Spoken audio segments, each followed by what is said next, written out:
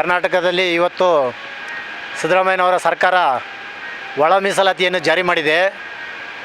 ಅದರಂತೆ ಇವತ್ತು ಇಡೀ ರಾಜ್ಯದ ಎಲ್ಲ ಕಡೆಯೂ ಹಳ್ಳಿಗೂ ಬಿಡದಿರೋ ಇವತ್ತು ಜಾತಿ ಜನಗಣತಿ ಮಾಡ್ತಾ ಇರೋದ್ರಿಂದ ನಾವು ಕೂಡ ಆನೇಕಲ್ ಭಾಗದಲ್ಲಿ ಎಲ್ಲ ಮನೆಯಲ್ಲಿ ಇವತ್ತು ನಾವು ಜಾತಿಯನ್ನು ಜನಗಣತಿ ಮಾಡ್ತಾ ಇರೋದು ಉದ್ದೇಶ ಇಷ್ಟೇ. ಈಗ ಒಳ ಮೀಸಲಾತಿ ವಿಚಾರ ಬಂದಾಗ ಅವರವ್ರ ಜಾತಿ ಎಷ್ಟಿದೆ, ನಮ್ಮ ಸಮುದಾಯ ಎಷ್ಟಿದೆ, ನಮ್ಮ ಸಮುದಾಯದಲ್ಲಿ ನಾವೇ ಹೆಚ್ಚಿದ್ದೀವಿ, ನಾವೇ ಇಷ್ಟಿದ್ದೀವಿ ಅಂತ ಹೇಳಿ ಇವತ್ತು ಇಡೀ ರಾಜ್ಯದಂತ ಕಿತ್ತಾಟ ಆಗ್ತಾ ಇರೋದ್ರಿಂದ ಮೊದಲನೇದಾಗಿ ಈ ದೇಶದಲ್ಲಿ ಸುಮಾರು ವರ್ಷಗಳ ಹಿಂದೆ ಜಾತಿ ಇತ್ತೋ ಇಲ್ಲೋ ಗೊತ್ತಿಲ್ಲ. ಈಗ ಭೀಮರಾವ್ ಅಂಬೇಡ್ಕರ್ ಅವರೊಂದು ಮಾತು ಹೇಳ್ತಾರೆ, ಈ ದೇಶದಲ್ಲಿ ಜಾತಿ ವಿನಾಶ ಆಗಬೇಕು, ಜಾತಿ ನಿರ್ಮೂಲನೆ ಆದರೆ ಎಲ್ಲ ಅನುಕೂಲವಾಗಿ ಎಲ್ಲ ಸಮಾನತೆಯಾಗಿ ಬಾಳ್ತೀವಿ ಅಂತ ಹೇಳಿ ಅವರದೊಂದು ಕನಸಿತ್ತು. ಆದರೆ ಇವತ್ತು ದಿನ ಒಂದೊಂದು ಹಳ್ಳಿ ಒಂದೊಂದು ಜಾತಿ ಉಟ್ಕೊಂಡು ಇವತ್ತು ಇಡೀ ದೇಶ ಪೂರ್ತಿ ನಾಶ ಮಾಡೋಕ್ಕಾಗ್ತಾಯಿರಲ್ಲ, ಹೆಚ್ಚಿನ ರೀತಿಯಲ್ಲಿ ಬೆಳೀತಾ ಇರೋದ್ರಿಂದ ಈಗ ಎಲ್ಲರೂ ನಮ್ಮ ಜಾತಿ ಅಂತ ಹೇಳ್ಕೊಂಡು ಬರ್ತಾ ಇದ್ದಾರೆ.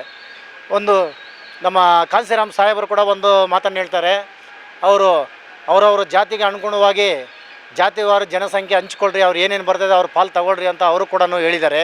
ಹಾಗಾಗಿ ಅದು ಇವತ್ತಿನ ಕಾಲಘಟ್ಟದಲ್ಲಿ ಸುಪ್ರೀಂ ಕೋರ್ಟ್ ಒಂದು ಆದೇಶ ಆಗಿದೆ, ಇವತ್ತು ನೀವು ಒಳ ಮೀಸಲಾತಿ ಮಾಡಲೇಬೇಕು ಅಂತ ಒಂದು ಆದೇಶ ಮಾಡಿರೋದ್ರಿಂದ ವಿಧಿ ಇಲ್ಲ, ಇವತ್ತು ಎಲ್ಲ ಜಾತಿಗಳು ಅವರವ್ರ ಜಾತಿಯನ್ನು ಗುರುತಿಸ್ಕೊಳ್ಳಬೇಕಾಗ್ತದೆ. ಹಾಗಾಗಿ ಇವತ್ತು ನಾವು ಇಡೀ ಕರ್ನಾಟಕದಲ್ಲಿ ನಮ್ಮ ಸಮುದಾಯ ಕೂಡ ನಾವು ಇವತ್ತು ಗುರುತಿಸ್ಕೊಳ್ಬೇಕಂತ ಅನಿವಾರ್ಯ ಇದೆ. ಹಾಗಾಗಿ ಇವತ್ತು ನಾವು ನಮ್ಮ ಜಾತಿಯನ್ನು ನಾವು ಮನೆಗೂ ನಾವು ಹೇಳಿ ಇವತ್ತು ನಮ್ಮ ಜಾತಿ ಬೋವಿ ಜಾತಿ, ನಾವು ಬೋವಿಗಳು, ನಾವು ಇವತ್ತು ಹುಟ್ಟಿದ್ದು ಕೂಡ ಮೂಲ ಜಾತಿ ಬಂದು ಬೋವಿನೇ, ಈಗ ಬೆಳೀತಾ ಇರೋದು ಕೂಡ ಮೂಲ ಜಾತಿ ಬೋವಿನೇ. ಹಾಗಾಗಿ ನಾವು ಜಾತಿ ಸಮುದಾಯದಲ್ಲಿ ಬಂದು ಬೋವಿ ಜನಾಂಗ ಆಗಿರೋದ್ರಿಂದ ನಾವು ಕೂಡ ಇವತ್ತು ನಮ್ಮ ಸಮುದಾಯ ಎಷ್ಟಿದೆ ಅಂತೇಳಿ ನಾವು ಕೂಡ ಇಡೀ ರಾಜ್ಯದಲ್ಲಿ ಸಮೀಕ್ಷೆ ಮಾಡ್ತಾಯಿದ್ದೀವಿ. ಅದರಂತೆ ಇಡೀ ರಾಜ್ಯದಲ್ಲಿ ನಮ್ಮ ಸಮುದಾಯ ಸುಮಾರು ಹೆಚ್ಚು ಕಡಿಮೆ 35ರಿಂದ 40 ಲಕ್ಷ ಇದೆ. ಇದು ವಾಸ್ತವಾಂಶ. ಯಾಕೆ ಗೊತ್ತಾ, ಇವತ್ತು ನಾವು ಇಡೀ ಸರ್ವೆ ತಗೊಂಡ್ರೆ ಒಂದು ತಾಲೂಕಲ್ಲಿ ಮಿನಿಮಮ್ 20ರಿಂದ 25 ಸಾವಿರದಿಂದ 30 ಸಾವಿರ ಜನ ಇದ್ದಾರೆ. ಹಾಗಾಗಿ 244 ಕ್ಷೇತ್ರಗಳು ತಗೊಂಡ್ರೇನು ಮಿನಿಮಮ್ ಒಂದು ತಾಲೂಕಿನಲ್ಲಿ 25 ಸಾವಿರದಿಂದ 30 ಸಾವಿರ ಇರೋದ್ರಿಂದ ಅದೆಲ್ಲ ಟೋಟಲ್ ಕೂಡಿಕರಿಸಿದ್ರೆ ಇವತ್ತು ನಾವು 35ರಿಂದ 40 ಲಕ್ಷ ಜನ ಇದ್ದೀವಿ. ಯಾಕೆ ಲೆಕ್ಕ ಸಿಗ್ತಾಯಿಲ್ಲ, ಯಾಕಂತ ಹೇಳಿದ್ರೆ ಇವತ್ತು ನಾವು ನಮ್ಮ ಜನಾಂಗ ಗೂಳೆ ಹೋಗ್ತಾರೆ, ಕೂಲಿ ಮಾಡೋಕ್ಕೆ ಹೋಗ್ತಾರೆ, ಬಂಡೆ ಹೊಡೆಯೋಕ್ಕೆ ಹೋಗ್ತಾರೆ, ಎಲ್ಲೋ ಅಲಮಾರಿ ಜನಾಂಗ ಜೊತೆಲಿ ಹೋಗ್ಬಿಟ್ಟು ಎಲ್ಲೋ ಬೇರೆ ಕಡೆ ಹೋಗಿ ಅವ್ರು ಕೂಲಿ ಮಾಡಿ ಅಲ್ಲೇ ಕೆಲಸ ಮಾಡಿಕೊಂಡು ಮೈ ಮರೆತು ಕುಡಿದು ಅಲ್ಲೇ ಮಲಗಿ ಅವ್ರು ವಿದ್ಯಾವಂತರಲ್ಲ ಅನಕ್ಷರಸ್ಥರಾಗಿರೋದ್ರಿಂದ ಅವರು ನಮ್ಮ ಜಾತಿ ಬೋವಿ ಅಂತ ಇದುವರೆಗೂ ಬರೆಸಿಲ್ಲ. ಹಾಗಾಗಿ ನಮ್ಮ ಜಾತಿನಲ್ಲಿ ನಮ್ಮದು ಇದೇ ಜಾತಿ ಅಂತ ಅವರು ಹೇಳ್ಕೊಳ್ಳೋ ಮಟ್ಟದಲ್ಲಿ ಇಲ್ಲ. ಯಾಕಂದರೆ ಅವ್ರಿಗೆ ಅರಿವಿಲ್ಲ, ಓದು ಬರ ಇಲ್ಲ, ವಿದ್ಯಾಭ್ಯಾಸ ಇಲ್ಲದಿರೋ ಕಾರಣ ಭೂಮಿ ಇಲ್ಲ, ಮತ್ತು ಡ್ಯಾಮ್ಗಳು ಕಟ್ಟಕ್ಕೆ ಹೋಗ್ತಾರೆ, ದೇವಸ್ಥಾನಗಳು ಕಟ್ಟಕ್ಕೆ ಹೋಗ್ತಾರೆ, ಕೆರೆ ಕುಂಟೆಗಳೆಲ್ಲ ಕಟ್ಕೊಂಡು ಇವತ್ತು ಅವರು ಅಲ್ಲೆಲ್ಲೇ ಗುಡಿಸ್ಲಾಕೊಂಡು ಅಲ್ಲೆಲ್ಲೇ ಇರೋದ್ರಿಂದ ಇವತ್ತು ನಮಗೆ ಲೆಕ್ಕ ಸಿಗ್ತಾಯಿಲ್ಲ.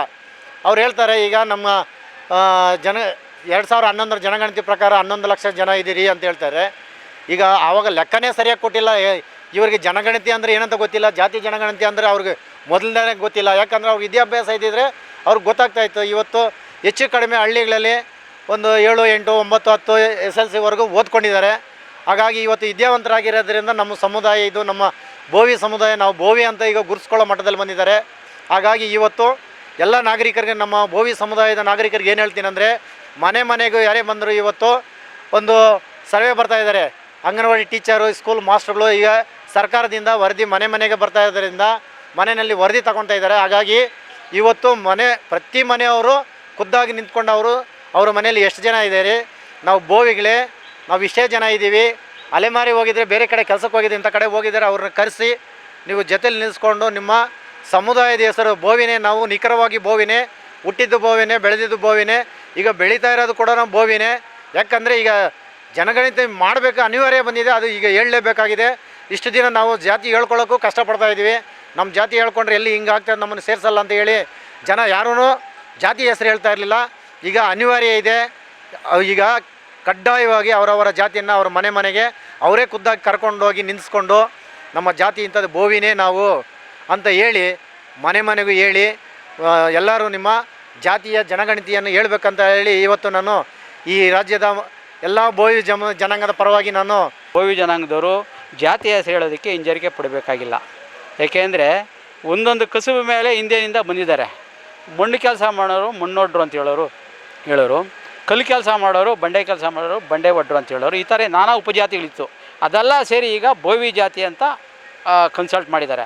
ಆದ್ದರಿಂದ ನಮ್ಮ ಜನಾಂಗದವರು ಯಾರೇ ಬಂದ್ರೂ ನೀವು ಯಾವುದು ಜಾತಿ ಅಂದರೆ ಬೋವಿ ಜಾತಿ ಅಂತ ನಮೂದನೆ ಮಾಡೋದಕ್ಕೆ ಈಗ ಸರ್ಕಾರದ ವತಿಯಿಂದ ಶಾಲೆಗಳಲ್ಲಿ ಮೇಷ್ಟ್ರಾಗಲಿ ಅಂಗನವಾಡಿಯಿಂದ ಮೇಡಮ್ನವರಾಗಲಿ ಬಂದರೆ ದಯವಿಟ್ಟು ನಮ್ಮ ಸಮುದಾಯದವರು ಬೋವಿ ಜಾತಿ ಅಂತ ಹೇಳೋದಕ್ಕೆ ಸಿದ್ಧರಾಗಿ ಅಂತ ಈ ತಳ ಸಮುದಾಯಗಳನ್ನು ಅವರ ಸಾಮಾಜಿಕ ಆರ್ಥಿಕ ಮತ್ತು ಶೈಕ್ಷಣಿಕವಾಗಿ ಒಂದು ಅಧ್ಯಯನ ಮಾಡಿ ಅದರ ಮುಖಾಂತರ ತಳ ಸಮುದಾಯಗಳಿಗೆ ಮೀಸಲಾತಿ ಕಲ್ಪಿಸುವಂಥ ಒಂದು ನಿರ್ಧಾರವನ್ನು ಕೈಗೆ ತಗೊಂಡಿರೋದು ಸಂತೋಷದ ವಿಷಯ. ಹಾಗಾಗಿ ನಮ್ಮ ಬೋವಿ ಸಮುದಾಯದಲ್ಲಿ ಈಗಾಗಲೇ ನಮ್ಮ ಅಧ್ಯಕ್ಷರಾದ ವೆಂಕಿಯವರು ಮಾತಾಡಿದ್ದಾರೆ, ಆಮೇಲೆ ಇನ್ನೊಬ್ಬರು ನಮ್ಮ ನಾಯಕರು ಮಾತಾಡಿದ್ದಾರೆ. ಹಾಗಾಗಿ ಇವತ್ತು ಏನು ಈ ಮೇ 5ನೇ ತಾರೀಕಿಂದ 17ನೇ ತಾರೀಕುವರೆಗೂ ಈ ಒಂದು ಜನಗಣತಿ ನಡೆಯುತ್ತೆ. ಹಾಗಾಗಿ ಸಾಕಷ್ಟು ಕಡೆ ವೆಂಕಿಯವರು ಹಂಚ್ಕೊಂಡಂಗೆ ನಮ್ಮ ಸಮುದಾಯದಲ್ಲಿ ಅರಿವಿಲ್ದಿರೋದ್ರಿಂದ ಇದರಲ್ಲೂ ಕೂಡ ಅನೇಕ ಸೆನ್ಸಸ್ಸಲ್ಲಿ ಕೂಡ ಮಿಸ್ ಆಗಿದ್ದಾರೆ.